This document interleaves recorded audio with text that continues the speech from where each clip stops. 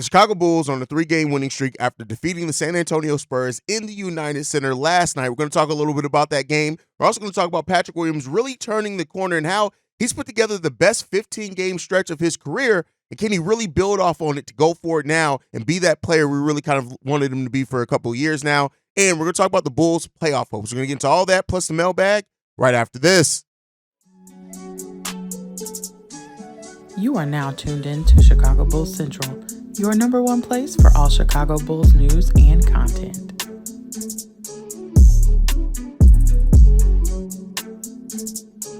What's going on, Bulls fans? Welcome to another episode of Chicago Bulls Central, your number one spot for everything Chicago Bulls related. I'm the host, Haize, but more importantly, you guys can follow the channel at Bulls Central Pod on every social media platform we happen to be on. With that being said, let's go and get into this content for today. So the Chicago Bulls now are on a 3-game winning streak after the defeat of the San Antonio Spurs. Now, yes, this was a game that the Chicago Bulls should have taken care of business on. The San Antonio Spurs are one of the worst teams in the league, even though they have the generational talent on their team in Wemby, and they also have one of the best coaches in NBA history in Greg Popovich. But this is a team that's learning how to win. They have pieces that are probably still going to be on that team when they do turn it around to being a good team. But as of right now, this team is a bad team. But the Chicago Bulls were coming off the second of a back-to-back, right? And the Bulls coming into this game had only won on one back-to-back game, or the second of a back-to-back game before this. So this is their only second time winning on a back-to-back. So, and you could tell early on in this game that the Chicago Bulls didn't have the legs in this game. You could tell that early on. It was evident with the way that the Chicago Bulls are out there playing, missing some shots early on, just shots falling short, things like that. But the Bulls were able to turn it around to still get a victory, and there was a lot of pieces that went into that. Now, one thing that I do want to talk about, we're going to talk about some of the individual performances, but I would be remiss if I did not talk about the way that Andre Drummond was absolutely beastly last night, only playing in 19 minutes, but he made his physical presence felt in every single one of those minutes he was out there. And he was also picking pockets with 5 steals out there, 12 points, 8 rebounds, 5 steals, 1 assist, 2 blocks. Andre Drummond in 19 minutes came out there and played some of the best defense that we've seen played on Victor Wembanyama. And so, matter of fact, Billy Donovan said this after the game. Drummond against Wembanyama, do you think it seemed like he physically dominated him and took him out of the game? What did you see there? Yeah, I mean, defensively, he's a handful just because he's so long, and even when you get angles to the basket, you still have got to try to finish over him. But I did think the physicality of Andre on both ends of the floor. One, I think when he was trying to cut and move, the physicality. When he tried to get a little bit closer to the basket, Andre holding him up.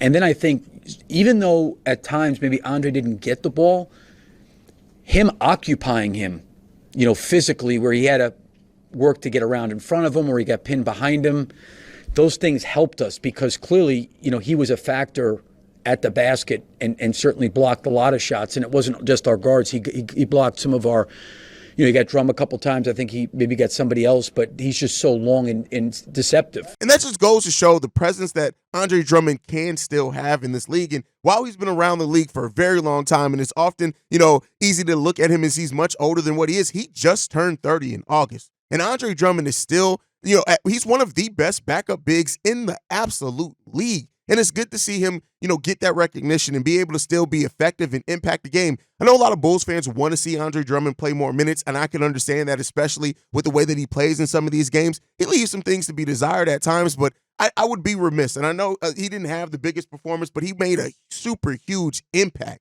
in what he did last night. And, it was good to see Andre Drummond and even, Dalen Terry playing a little practical joke on him, pouring the water on him after the game and things like that. And, Andre Drummond saying this. Andre, that's 3 straight wins, 8 out of your last 11. You guys saved your best quarter for last in the fourth quarter. How much of a role are you guys on right now? It's a lot of fun right now. We're playing some good basketball. We got to stay with it. We got one more. And well, there's that. Damn. I feel great. And so this is I just want to celebrate the players and everything. Like I said, with all the Zach LaVine trade news going on, and we'll have a video on the most recent Zach LaVine trade stuff to come out here in the middle of today, so be on the lookout for that. But I just want to spend the time just celebrating the players that are just playing extremely well on this team. But to get back to this game, right? To look at this game, Coby White, once again, 22 points, 6 rebounds, 5 assists, absolutely filling it up. And of those 22 points, 12 of those came in just the fourth quarter of this game. And that is, listen, Coby White is more than just stats at this point. Like, yeah, the 12 points in the fourth quarter is absolutely amazing. And at a time where the San Antonio Spurs were closing the lead, Coby came out there and said, going 5-5 in the fourth quarter, 2 for 2 from three-point range, 1 assist and 12 points to lead the Chicago Bulls in the fourth quarter. And then Patrick Williams, not a bad fourth quarter at all from him, 3 for 3 from the field as well. And we're talking about Patrick Williams here in a little bit because his play deserves some notice and recognition on its own as well. But Coby White just continues to ascend and continues to just be that star-level impact player for the Chicago Bulls. Right now, the Bulls are playing the way that they're playing in a large part because of the play and performance they're getting from the point. And one thing with Billy Donovan, even me not being the biggest Billy Donovan guy, you got to acknowledge Billy Donovan's system has been looking good, and it always looks at its best when you have a player at the point guard position playing at a high level. And Coby White is bringing that. He's playing amazingly well over this time period. And he's just finding ways, not only on the offensive side, but the defensive side of the ball. And that is why it's like this play from Coby White, it feels so legit and it feels sustainable, even though, we haven't seen Coby play like this for a whole season yet. But it feels like this is going to be sustainable because of the effort, the way that he's working, the way that he's understanding the game, those deep threes that he is taking, and the methodology behind it to extend the defense and open some things, lanes up for DeMar and stuff like that. So Coby White continues to be the reason why he should be the story in Chicago sports right now, him and Connor Bedard, because Coby White's just balling out, and it's good to see him do this at a time where he's still not even in his prime yet. Coby White could still get better, and that's the part that makes this, because he's owned his own development. He's gone into the offseason and worked on things of his game, going to work with dribble too much, understanding how to do a defense, his basketball IQ rising, him turning into the leader before our eyes as well. Coby White is absolutely killing it right now, and I want to give Coby White his flowers. But DeMar DeRozan as well in this game, 21 points, 5 assists, 4 rebounds. He was 9 of 15 from the field. Efficient night from DeMar DeRozan as well. But the thing with DeMar in this game, understanding how to pick his spots. DeMar is adapting really well. You're going to have your time periods, of course, just by the nature of how DeMar gets his shots, where it slows down the offense. Sometimes that's going to be needed, though. But what DeMar is doing at the age that he's doing it at, playing 36 minutes in this game, still able to get the Bulls buckets where we need it, and also be able to get to the free throw line when the Bulls need it. But he didn't even have to get to the free throw line a whole hell of a lot this game. Only two free throws for DeMar this game. How often have we said that? And DeMar still have positive plus minus of plus 10. Took care of business. Vooch, still the bad shooting nights from Vooch. The stat sheet looks solid, right? 16 points, 5 rebounds, 3 assists, 1 steal. But when you watch this game, Vooch is just I want Vooch to shoot the ball better. And I think that really comes down to the Vooch shoots more towards his career averages as far as percentage. We're talking about Vooch easily being like a 18, 19, and 11 player. So, he's not too far off from that. 16 and 10 is what he's averaging right now. He's 11th in the NBA in overall rebounding. So, that's some signs for positivity there. But at the end of the day, I think, I want to see Vooch pick his spots better. Now, of course, he was going up against Wemby, who may give him some issues, but just like the way that Andre Drummond just bodied, especially like when Collins was on him off defensively, Andre Drummond was just like, hey, no, I'm finna dunk it on you. And I would like to see, Vooch kind of understand how to use his matchups a little bit better at times, but that's a story for another day. Alex Caruso, 4 for 6 in this game with 8 points, 3 steals, 3 rebounds, 3 assists. Playing really good in this game, impactful again without needing to necessarily score. And then we got another big game off the bench. I already talked about Andre Drummond. We also got 11 points from Ayo Dosunmu. He goes 5 of 8 in this game. And Dalen Terry, once again, positive plus minus. He didn't hit a single shot, but he had 3 rebounds, 3 assists, a positive plus minus of plus 11. Dalen Terry's playing some really good energy and defensive minutes for the Chicago Bulls, and I don't want that to go overlooked either in a time like this. But the Bulls get a win. They're streaking now. They're on a 3-game winning streak. And Patrick Williams in this game, I want to talk about Patrick. I talked about how he had a big fourth quarter as well with Coby White. And overall, Patrick Williams having a big second half of this game, which is really important to see his play in the second half. He finishes the game with 18 points, but 14 of those just come in the second half of this game. And he finishes with 18 points, 4 rebounds, 2 assists, 1 steal, 1 block. And I think it's time to start. I know that Coby, and like I've always said, and I keep saying Coby White deserves to be the story because he's not just taking a step, he's taking a leap. But I think it's time to start. And I've said before, I was hesitant to say it. But I think it's time to start saying that Patrick Williams is turning the corner, maybe has turned the corner. When you look at his last 15 games, this is one of the most impressive 15-game stretches of Patrick Williams' career. It's always been consistency has been where Patrick Williams has fallen short at. 14 points per game, 5 rebounds, 1.7 assists. He's also averaging a block and a steal per game. He's doing that on 52% shooting from the field, 52% shooting from three-point range. Patrick Williams is legit right now. And yes, we're not talking about the high ceiling that people looked at for Patrick Williams to have, where he's not having a superstar level impact yet. But much like Kobe White did last season, the thing that I keep saying is that he's now setting the groundwork. He's setting the groundwork to maybe build off of this in the offseason, build that confidence for the remainder of this season, and then build off that foundation next season and maybe take a leap like we've seen Kobe White take a leap.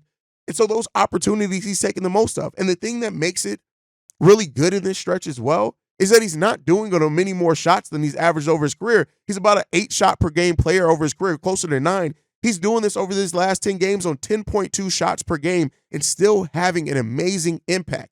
And that's what you want to see from Patrick Williams. He's right now balling out over the last 15 games. And so, and I wanted to make sure I point out the last 15 because that is even more than the 11 games, because the Bulls are now 8-3 since Zach LaVine went down. But Patrick Williams started turning it around before then. And I want to acknowledge that.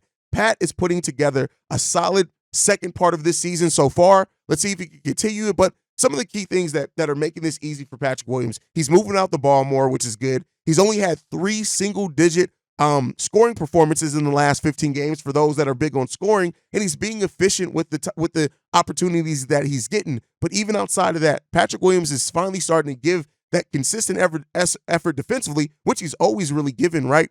Giving that effort defensively, but then on top of that, still giving a solid enough offense. And we're seeing him take players off the dribble. He did that today. There was a time where he could have taken the open three, kind of hesitated there for a minute. I'm not even talking about the highlight dunk. That was amazing to see from him as well. They kind of sealed the game. But getting to the mid-range, we're starting to see Patrick Williams have spots on the floor. And that is one of the most exciting parts of his offensive game is he's starting to get spots. And when he gets to those spots, you know he's going to be effective and usually make it. We're starting to see him hit floaters more oftenly. We're seeing him use because he has a high release on his mid-range shot. He's using that to create some separation. He's taking players off the dribble more. He still needs to tighten up that dribble. I would love to see Patrick Williams. If I had to pick any one thing right now, it would be definitely to work on that dribble this offseason. But he's really starting to do it. And he's doing this on 10 shots per game. But then when you look at defensively, I want to talk about the quiet the rim protector we're starting to see in Patrick Williams. When you look at it right now, his rim defense ranks out at a 42, which it puts him in still the middle of the pack as far as rim protection defensively. But let's look at the frequency. So he right now he's in a position of 39.8% of his opportunities is his rim defense. So he could test those shots right now when he's on the floor at 39.8%. Keep in mind, the highest player that has this is 59% for Miles Turner, and that's a center. And then his block percentage. Right now, Patrick Williams is in the 90th percentile. That's extremely well of blocks per game. He's hitting it at a 3.7% clip, meaning when he's in position to get a block, he's getting that at a rate much higher than the average rate of all NBA players, much less power forwards. So right now, he is turning into a rim protector defensively. Now, we got to see it maintained consistently for a whole season, but he's really developing that aspect in part of his game. And if that continues with the on-ball defense he's already been playing, he is now adding so much to his game. So much to his game. We're talking about him now understanding how also to be a weak side defender and a help defender. Patrick Williams is putting together a really good season. He's also in the 72 percentile as far as deflections per game. He is having a really good defensive season. It doesn't always show up in the averages, but when you look at the advanced analytics, he is really putting together a solid season. And so I think it's time to start talking about Patrick Williams because he's been doing it so consistently this season of turning that corner. I was hesitant to say it. I said before, he's approaching that corner, but no, he's finally starting to turn that corner. And you can see how Patrick Williams is impacting winning. And that's one of the best things about Patrick Williams' season and game so far. And the synergy between him and Kobe White is there, and it's evident as well. And I, for one, love to see it, man. But let me know what you guys think down below on the season that Patrick Williams is having after me throwing those numbers out at you. But let's go ahead and get back into the Bulls, right? So the Bulls now they've gotten to 8-3 over this stretch since Zach LaVine has been down. And this is an amazing stretch for the Chicago Bulls. They're doing it offensively, playing at a better pace, moving the ball around more. The offensive rebound, they're still the number one offensive rebounding team in the league. They're getting the second most second chance points in the league right now. We've talked about how that helped them, but it's also spreading the ball around. We are now seeing a team that is spreading the ball around even more, having now 6 players to score in double digits after having 8 players score in double digits last time. And we very well, if Alex Caruso would have made one more bucket, we would have had 7 players score in double digits. This team is playing as a team, and it is starting to turn heads and ask that question on what is the ceiling for this Chicago Bulls team. And I think it's time to start changing the expectations for what the Chicago Bulls can be this season. They're right now only a half game back of Atlanta for that final playoff spot. Play-in spot, I should say. Sorry, not play-in spot, playoff spot. They're only a half game back. Now, while I've always said it's way too early to really start looking at standings, I really don't start paying attention to those close standings until about February, mid-February, somewhere in that, basically around the All-Star break is when I really start looking at that because I think that that's telling. But right now, the Bulls are playing at a pace. They're playing at a net rating. They're playing at they're getting the differential of a team that is a playoff team. When you look at what they've done over the stretch, having a point differential of over 3.4, that would put them towards the top of the league. When you look at most playoff teams, you're looking at 2.6s, 1.1s. So the Bulls are playing playoff-style basketball right now. Now, again, they haven't always faced off against the best opponents, like last night was against the Spurs. But the thing is that the Bulls are now heading into an easy part of their schedule, an easier part of their schedule. And so when you look at the team above them, like the Atlanta Hawks that have been struggling, the Bulls are playing much better basketball than the Atlanta Hawks right now. They're 4-6 in the last 10. The Bulls are 7-3. Also look at the Brooklyn Nets. They're one game above 500, but again, close enough to where the Chicago Bulls can definitely pass them up. And the Cleveland Cavaliers, with the injuries that they have right now, yes, they're 3 games above 500, but that could be a team that starts going on maybe a losing streak to see their depth. Now they're 6-4 in their last 10. They did lose their last game as well, but there's starting to be those storylines that you can look at the Bulls legitimately making a run out of this. Now, there are still questions to answer before we can do that. What do we get back from the Zach LaVine deal? Does Zach LaVine come back? Does he end up just staying here? And then how does he acclimate to that? Do the teams stay playing at this level and this rate when the games get tough? They will have a tough stretch over this season, right? It's not going to be all sunshine and rainbows, even with the schedule getting easier.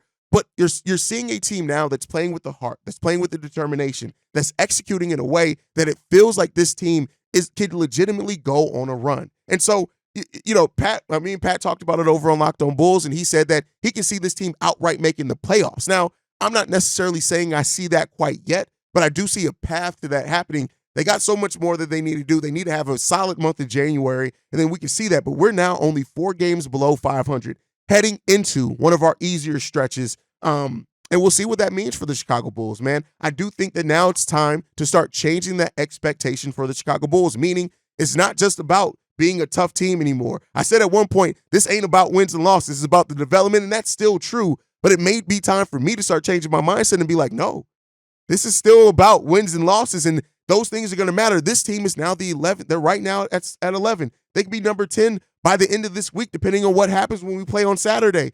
And so we'll see, man, but it's exciting time right now, and I think those expectations around the Chicago Bulls needs to change because we are having players perform at their best right now, and they're playing as a team, and that's what makes it seem sustainable. And Billy Donovan's system is looking the best it has since Lonzo Ball went down, besides the 14-9 stretch with Pat Bev, because I know somebody's going to point that out. But let me know what you guys think. Is it time? Do you think it's time to start changing the expectations of what this season could be for the Chicago Bulls? Are you waiting on the Zach LaVine trade to say that? Are you waiting on Zach to come back, see how he acclimates? Let me know what you guys think on that down below. But with that said, told you once the Bulls are winning, mailbag gets crazy. So we got 2 voicemails we're going to play today. This one is for my Uncle Mingo. Hey, what up, nephew? This Mingo, man. Just call the vent for a hot second, man. Check it. So it's Thursday morning. I wake the fuck up. I want to see about the Bulls. They just played the Lakers. I know this shit going to be on goddamn Sports Center. I turn on, first thing they talk about was Embiid, 51 points. That's cool. That's 51 points. They switch from that shit to the Lakers. No. They switch from that to the Celtics. Boom. The Celtics beat the shit out of somebody. They go from that to football. Now, come on, goddamn it. They ain't even play Wednesday. They go from that to girls, college basketball, boys college basketball. No Lakers. Man, we talking about this dude, the GOAT. Lakers got to be on Sports Center. Brown played for one of the top, 3 teams in the league. You got to talk about that. They gave us a hot 20 seconds at the end of Sports Center. Really didn't talk about them getting their ass whooped, but then go to the post interview with AD, Bron. You ain't talk about Kobe and the 3 threes, X amount of games. Jordan didn't hold that record. Zach been there almost a decade. He ain't hold that shit. Bro, it's crazy, man. Only way I say, man, they gonna talk about us, we gotta start winning playoff games. Cause how the world gonna know what we got over here? We got Kobe, Io, and I ain't saying Io, you know what I'm saying? He a starter. He ain't no Steve Kerr, Paxson, whatever the fuck you want to call him. I'm just saying, like, the world needs to know what we doing over here. You rather talk about the Laker losing streak than the Bulls winning. Just call it in, bro. I'll holler at you. The national media and the Chicago Bulls, and I've said this before, the national media does not change their stance or their narrative usually during a season. It would have to take Kobe White to have an MVP level season for them to start changing that narrative. They're not going to get a lot of notice. Now, here's one thing that we could change that on. The Bulls start having some national media games coming up, and or nationally televised games coming up. And if the Bulls win on that nationally televised stage and Kobe White keeps looking like he has, I think that's when you're going to start seeing that. We play a game on ABC January 3rd against the New York Knicks at that. We have a game on TNT in mid-January against the Toronto Raptors, which they may flex out of that. We got a couple of games coming up on ESPN in February. So this is when it's going to start changing. Now, we need to keep this level of play up. And I think the further this Bulls win streak goes and they play better consistently over time, it's only so long. But yeah, the national media right now still sleep on the Chicago Bulls. They're still sleep on the season that Kobe White's having. But if we keep doing it, they can only stay sleep so long. And here's the thing. Even if they do stay sleep this season, that's cool. We'll take it because guess what? The Bulls right now are killing it. And whether you can deny it if you want to, you can not cover it if you want to, but guess what? When you start talking about those losses that those teams you do want to cover take, it's going to be at the hands of the Chicago Bulls. But thank you for the voicemail, Unc. Let's go ahead and get to the next voicemail. This one's from No Sage. C.O. Haize, it's No Sage for your mailbag. Seeing red after this 76ers win. Look, I got a few random thoughts here. I'll try to make it quick. Thank you for giving me a shout out on the pod and for my podcast, Hip Podheads. That's HIPPODHEDZ. And speaking of spelling, hey, my name is No Sage. That's KNOW. Not known Sage, but I digress. I just wanted to say, what's your thoughts on if we should trade AC or not? Because I know a lot of folks feel like his value is at its max right now. So a lot of Bulls Nation fans want to see him go to get some money or get some trades or whatever. But anyhow, I just wanted to give you your flowers, man. Like, I followed you since you took over Locked On Bulls, and actually I followed Big Dave and Matt first. And then when you took a spot, I was like, oh man, who is this guy? I don't know if he's gonna be able to bring it. And then sure enough, you brought the goods, so I had to follow you on all your Breaks Media channels and everything. So it's just been a blessing, man. I know you've been in a high this last weekend, so just keep the positivity going, and us Bulls Nation crew will keep following on with you. And then my last thought is that I'm bringing my Boy Scout crew to the Windy City Bulls game next month, so I'm hoping that Dalen Terry and Julian Phillips will be cooking it up on January 20th. That's it. Peace. First of all, let me apologize for I did think it was known Sage. Let me take the N off that. So no Sage, but should the Bulls trade Alex Caruso? Here's the thing that I'm going to say on that. No, I don't think the Bulls should trade Alex Caruso. I think when you look at the impact that Caruso has, especially now as the team is gearing, I just said, let's start changing our expectations for the team. This team is winning, and I don't think you trade a player like Alex Caruso that does have such an impact on winning, impact on development. He's a culture setter. I don't think the Bulls are going to trade that because I do think they are still trying to win now. Now, if we were going full blow up, yeah, because you can get a lot back in first round picks for Alex Caruso or something back, especially with his contract being decent. But overall, no, I don't think the Bulls should trade Alex Caruso. I think he's so important to what this team does and what we're trying to build here that it's more important to keep him here and reward what he's been building, because you want guys that help set culture. You want guys that help set tone. You also want guys who can fit into any lineup. Alex Caruso can fit into almost any lineup at multiple positions because of the way that he plays and his effort base. So, no, to me, I don't want to see the Bulls trade Alex Caruso. But guys, let me know what you guys think on everything on that down below. Oh, before we go, as far as taking over Locked On Bulls, thank you for that. Like, I think that there was a lot of doubt when we took over Locked On Bulls because I was still new. Like, Chicago Bulls Central we weren't even through our first year yet when we took over Locked on Bulls. And so me and Pat's chemistry was rocky at first. We've come a long way with that. So I definitely think that that I appreciate that people have noticed that, and I love what that show has become. And me and Pat aren't done yet. But let me know what you guys think on everything down below. Make sure you're following the show at Bull Central Pod on every social media platform. You can also send us any feedback, questions, comments, concerns, bullcentralpod@gmail.com. And then lastly, if you want to leave a text message and our voicemail, the number to do so, 773-270-2799. We are the number one spot for everything Chicago Bulls related, thanks to you guys. And like I like to end everything on, go Bulls. Love you guys. See you right if you can, y'all. Peace. This has been a presentation of the Break Media.